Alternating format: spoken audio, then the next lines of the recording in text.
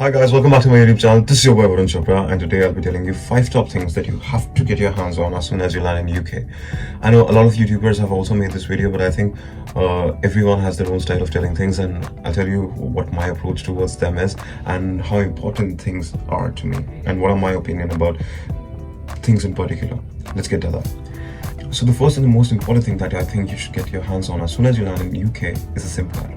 Now, what I did for myself, for instance, is that I booked a SIM card in advance and got it delivered to a friend's place and met him the day after I landed and got my hands onto it.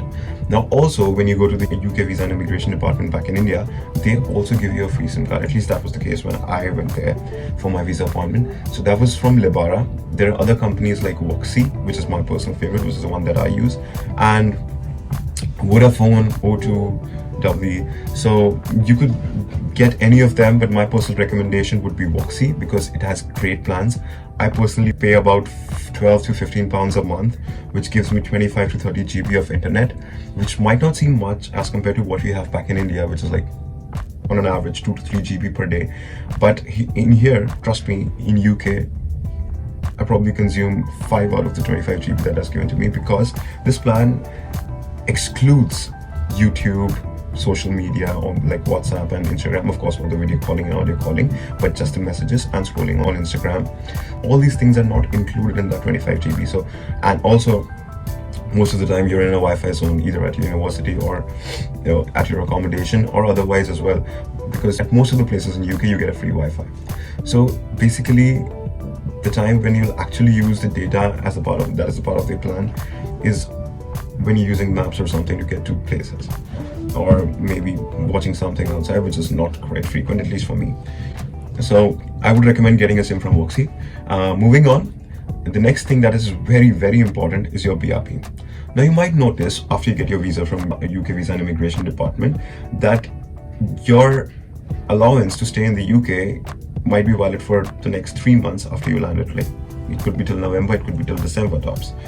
But what next? This is where BRP comes in. Your biometric resident permit is the most important document that you need to get your hands on and stick to while you're in this country.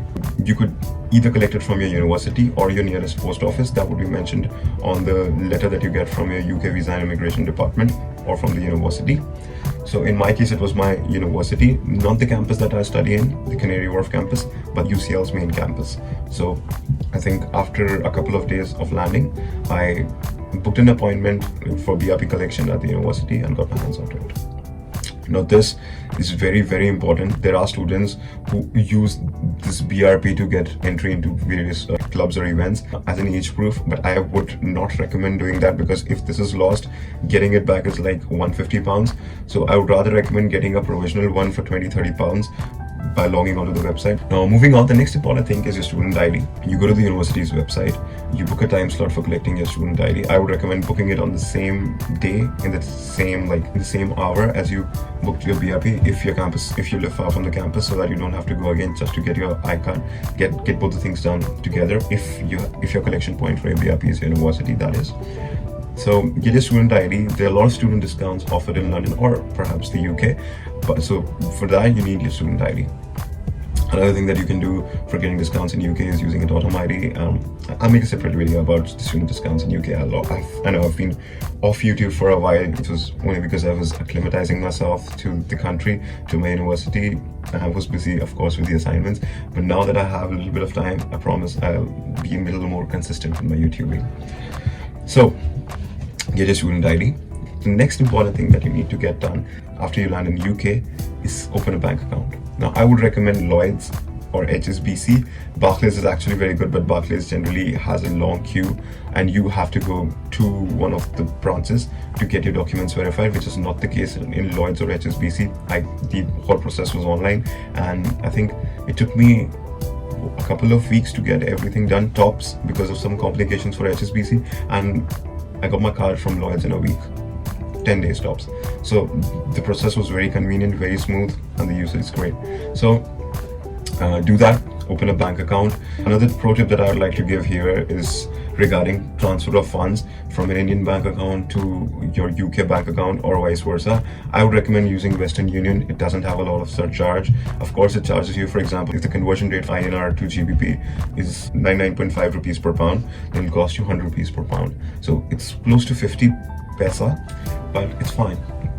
I think I still find it very convenient, very economical as compared to other options that I have. There might be other options. You do what suits you. My recommendation is Western Union. It's quick, fast, reliable, and economical. Alright, moving on to the last one. This perhaps is a little London specific. So get an Oyster Card and a student Oyster Card, in my opinion.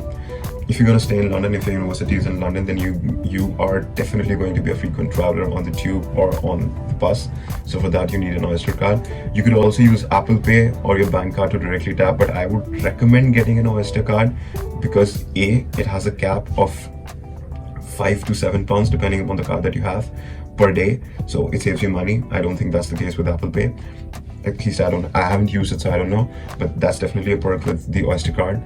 If you get a student Oyster Card, that is. Another thing that I would recommend relating to this is getting a rail card.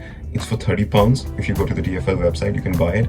And you would, I think, in my opinion, would be traveling in and around London or whichever city your campus is in.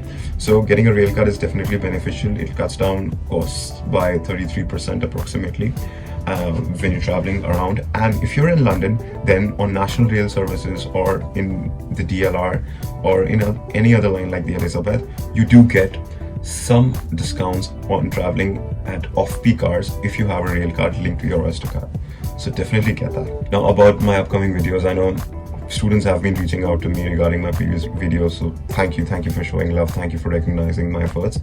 I'll be making more videos.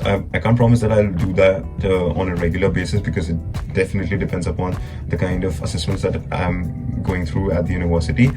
That's my primary focus, but of course I'm going to be consistent as soon as possible, way more than how I have been in the past 3 months.